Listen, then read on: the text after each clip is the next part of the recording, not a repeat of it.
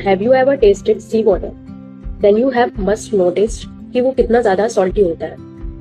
लेकिन कभी सोचा है कि समुद्र का पानी आता तो रिवर्स एंड रेन से ही है, और रिवर्स वाटर तो फ्रेश होता है और उसमें नमक जैसा टेस्ट नहीं आता। देन ओशियन इतना सॉल्टी कैसे बना? इसका आंसर पानी में नहीं है, बल्कि रॉक्स एंड माउंटेन्स में छिपा हुआ है। जब बारिश होती है तो रेन वाटर थोड़ा एसिडिक होता है, बिकॉज एटमॉस्फेयर की कार्बन डाइऑक्साइड उसमें मिक्स हो जाती है। और जब यही पानी चट्टानों पर बहता है तो सोडियम क्लोराइड और दूसरे मिनरल्स को डिसॉल्व कर लेता है।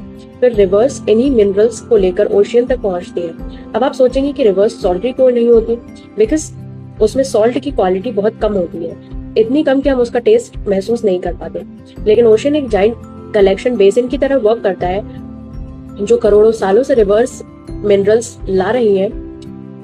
समुद्र का पानी इवेपोरेट होता रहता है, लेकिन सॉल्ट वहीं रह जाता है, और यही process millions and billions of years तक चलता रहता है।